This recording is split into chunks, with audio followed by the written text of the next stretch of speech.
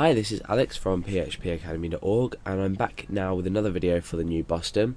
This time we're going to be talking about databases. Now in this video I'm not going to teach you how to set up a database, how to write data to, etc, etc, but we're just going to talk about why a database is important in most real life application situations.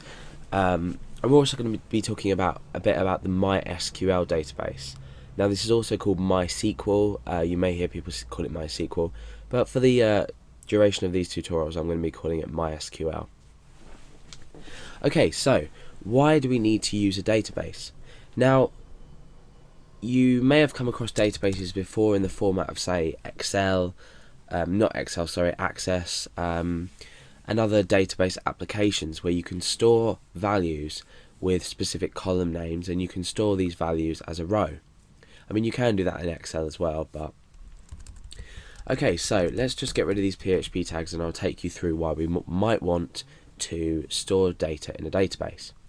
Now, if you've already looked at file handling, you'll know that we may have stored things like a hit counter value in a file, and then what we've done is we've opened the file up, we've read the value in, we've closed the file. We may have then opened the file up again to rewrite another value. Now, this puts a huge amount of strain and complication as well on the whole process. Now let's say we wanted to write a value to a file. What we're doing is we're opening up that file, so we're reading file data. We are then writing a value to a file. What happens if we want, say, to include a username, a password, a first name, a surname, and other data? Let's just say website. So you may have hundreds and hundreds of records with people, their username, their password, and you may want to create some kind of login system for this. Now, you're not going to do very well if you're using files to store this data. You can, by all means, use files to store this data. However, it's a lot more secure and it's also a lot quicker to use a database. And in this case, we're going to be using MySQL because it is one of the fastest databases available to use. Now, MySQL is hosted on a server, so it will have its own port number. If we open up the XAMPP control panel, you can see that I've got this process MySQL and it's running at the moment. And I think it runs on by default. Let's have a look. Can't see. Let's stop it and then restart it. So it's running on port 3306. Now from PHP you don't need to worry about this too much. You don't need to worry about accessing it, as a server. But we do use some functions to connect to our database, and then or connect to our server, and then we use another function to connect to the database itself.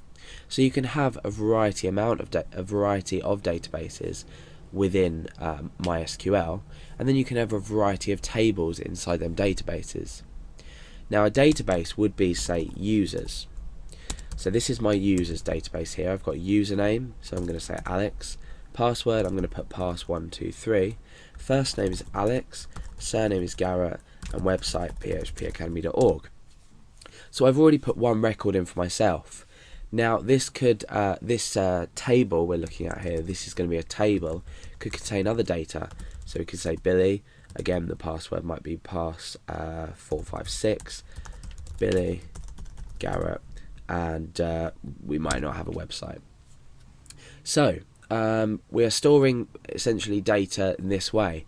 Now the way we can access this is we can select our table. What we can then do, so this is our table. Our database name, we'll just say table users. Our database name might be called PHP Academy, for example, and our table might be called users. So now what we can do is, let's say we've stored, we're storing users. We can do this on the fly, but what we can do now is we can select different values. So I can execute something called a query, which will select a specific amount of data from a specific row. Now usually you'd have an ID field on the start of a row, and this will be created something called auto increment. So you know what incrementation is, it just increments every time. So for each record created, it's automatically increments, and this adds to the unique property of it, and we can define a primary key for this ID, and the primary key is just the unique field or the unique column name in your database.